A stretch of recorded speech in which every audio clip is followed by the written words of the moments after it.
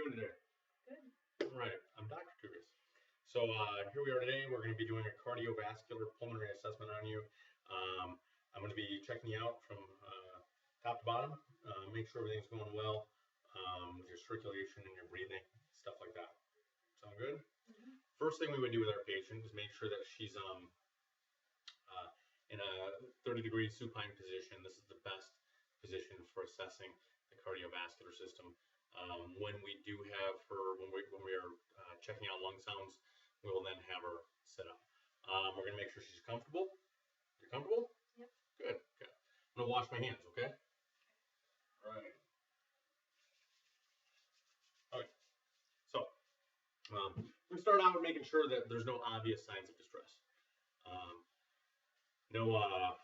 She's not super pale. She's doesn't have any labored breathing, any dyspnea that I can note, and that's kind of where we start out. So just the general eyeball test. We're gonna go ahead and I'm gonna take a look at your eyes, okay? And what I am looking for is I'm gonna look at her conjunctiva. I'm actually looking for signs of anemia. So I'm gonna look and make sure that they're not super pale. Good, she's got good vascularity there. That means that she probably doesn't have any problems with anemia or any outright signs. I'm also going to go ahead and look at her corneas, and what I'm looking for there is I am looking to make sure that there aren't any little white or silver circles around the cornea that could indicate problems with her cholesterol. So her eyes look good. That's good. And that's called the corneal arcus, where there's signs of hyperlipidemia. So we're going to look at the corner of her mouth for cracking. That could indicate signs of anemia as well. And that looks okay. So no cracking at the corner of her mouth.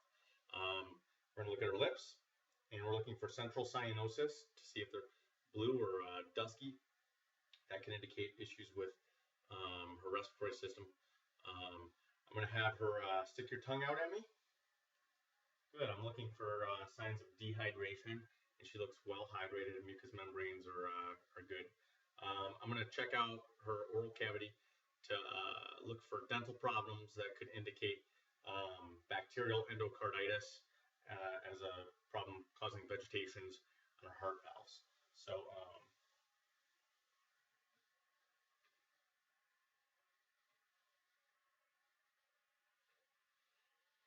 okay, no outright disastrous looking dental problems that I would be concerned about that. I'm going to go ahead and ask her, have you ever had any problems with like rheumatoid fever or any history of strep or anything like that? Okay.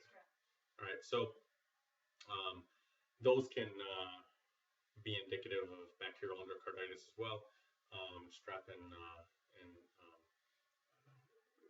rheumatic fever. So if she's ever had those, we just want to make sure we keep that in the back of our mind, that there could be some vegetations on her heart valves that could exist decades later. So we're going to go ahead and check out her hands, looking at the temperature of her hands, making sure that they're not cool to the touch as compared to areas that are closer to the heart. The further away we go from the heart, the more likely we are to experience cooling of the hands and the feet, which can indicate vascular problems. I'm going to have you put your fingers together like that. Well, good. I'm looking for the diamond shape in between the fingers, and the nail bed's good. That rules out clubbing. Clubbing could be indicative of respiratory problems. So if there were clubbing with the nails, we would then look at other things. We would probably see a barrel chest from air trapping, COPD, emphysema, things along those lines. But we do not have clubbing, so that's good. We're going to go ahead and check her the pulses of her upper extremities. So I'm going to check her radial pulses for rhythm, rate, density, intensity.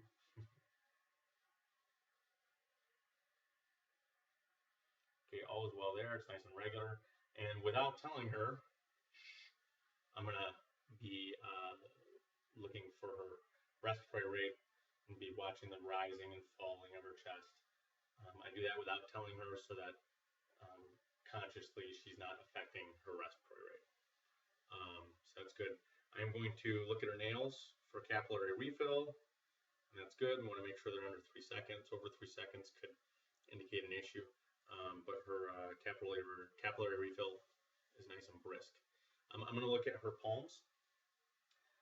Palmar creases beyond what's normal could indicate issues with anemia.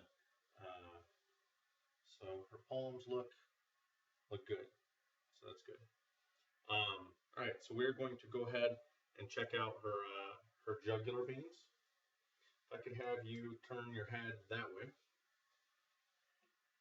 Thank you. All right, so I'm looking at the triangle area here, sternocleidomastoid area. And what I'm looking for raised pulsation behind the clavicle. And I do not see anything like that. That would be, that could point to cardiovascular issues. So we're going to inspect this area right here and look for a carotid pulse, which she's got. It shouldn't be bounding. You know, we should see it, but it shouldn't be really jumping out at us. That could indicate problems with portal hypertension or right-sided heart failure. So looking at the jugular vein, we're going to go ahead and auscultate the carotid for bruit.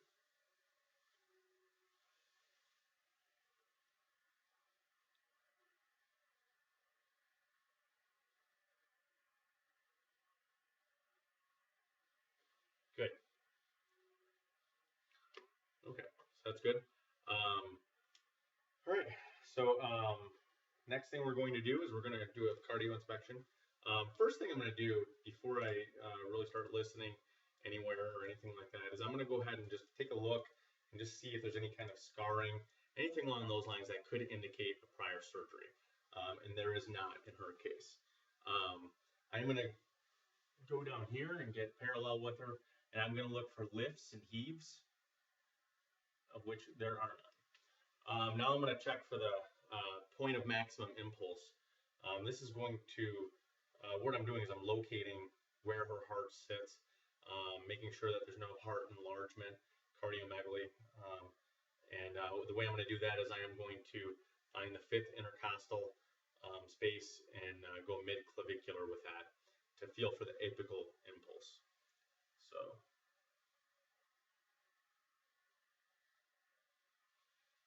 Okay, and the mid-clavicular line. Good, it's going to be right there. I should be able to feel the apex of her heart. Good, and if I can't feel it, I'm going to have you, can you go ahead and get on your left side there for me?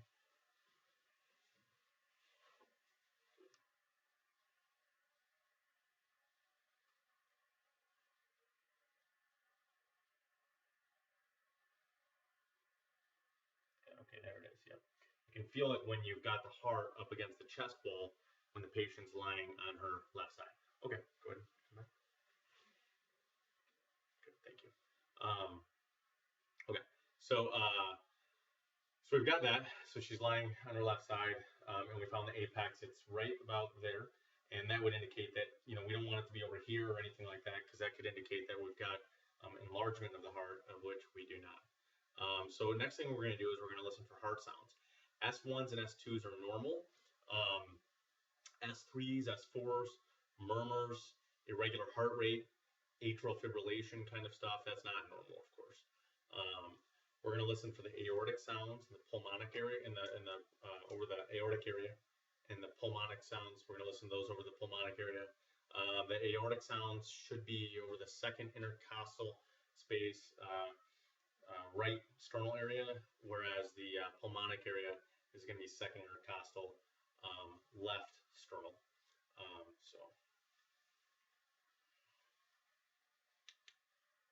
Okay, so the aortic sounds, 2nd intercostal, right sternal.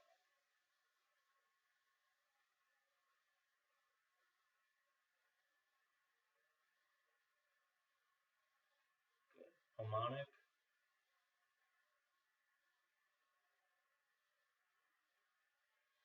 now we're going to move to the tricuspid, which is between the fourth and fifth intercostal space, left sternal border.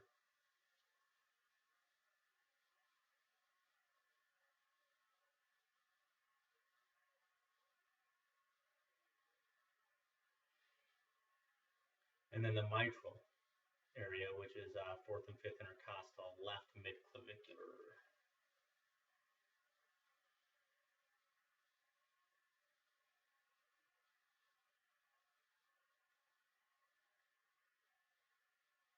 Okay, everything's nice and regular there.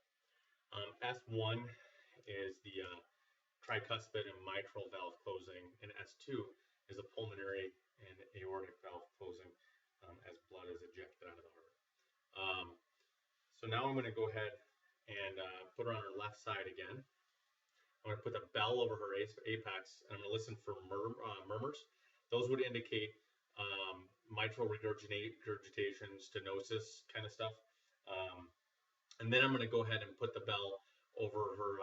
I'm going to have her sit up actually, and then I'm going to have her lean forward and exhale, and then hold her breath. And that would tell us about aortic regurgitation and stenosis, so long as I'm listening over the aortic area there. So, so if you can go ahead and go on your left side there. Thank you.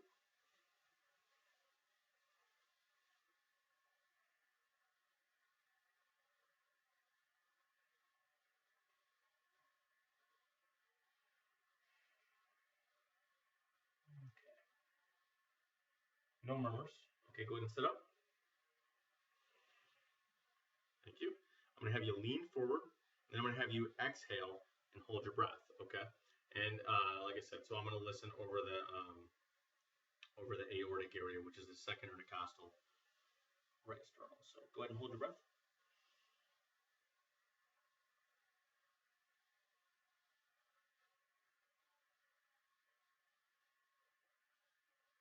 Okay, very good. Okay, excellent. All right, so next, we're going to go ahead and check out the lower extremities. And what we're looking for, first off, is first thing we're going to do is just inspect. If she didn't shave her legs, we would be looking at hair distribution.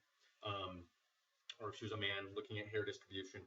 And the reason that's important is because if there were areas, particularly down here, where there was no hair, it was shiny, that would indicate circulatory issues. We're going to look for edema in the legs, any kind of pitting edema or anything like that, and there is none. If there were, we would be rating it +1 to +4. We're going to look for any ulcers, stasis ulcers that could indicate circulatory issues. If we had any of those, we'd be looking at doing things like Una boots and Ted Ho stockings, things to try to regain circulation to mimic the heart pump, which is, or not the heart pump, the cath pump down there. So we don't have any issues with that we need to look at. I'm going to look for color of the extremities and temperature. Warmth and redness could indicate issues with cellulitis, especially when we're dealing with those patients who have significant edema. It doesn't take much to develop a skin infection when you've got impaired circulation. I like to look at my patient's toenails to make sure that there aren't toenail fungus, and things along those lines can indicate circulatory issues down to the toes as well. So warmth, we're going to look for the pedal pulses, which are just dandy. Tibial pulses.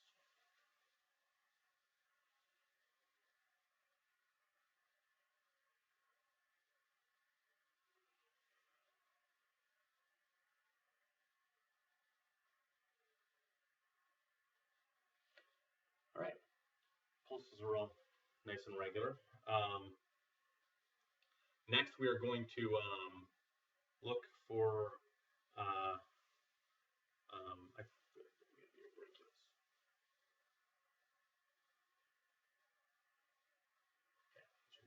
I'm going to go ahead and have you sit up, and I'm going to listen to your lungs.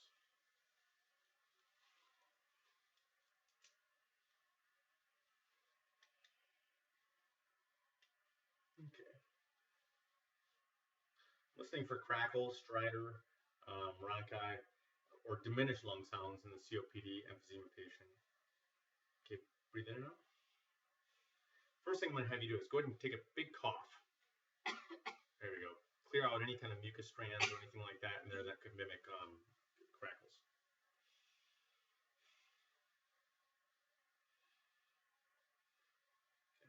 Okay. I'm going to compare sounds bilaterally.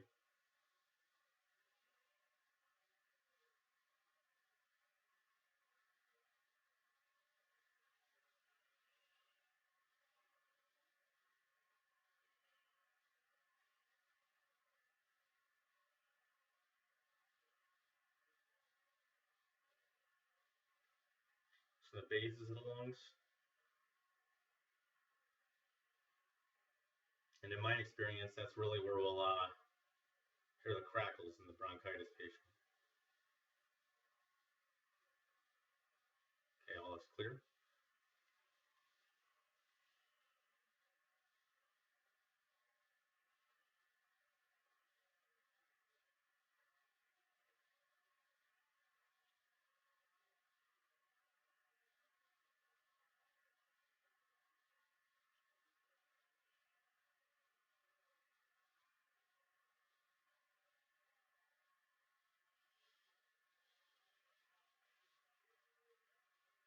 And the right axillary area, underneath the axillary area, is the middle lobe.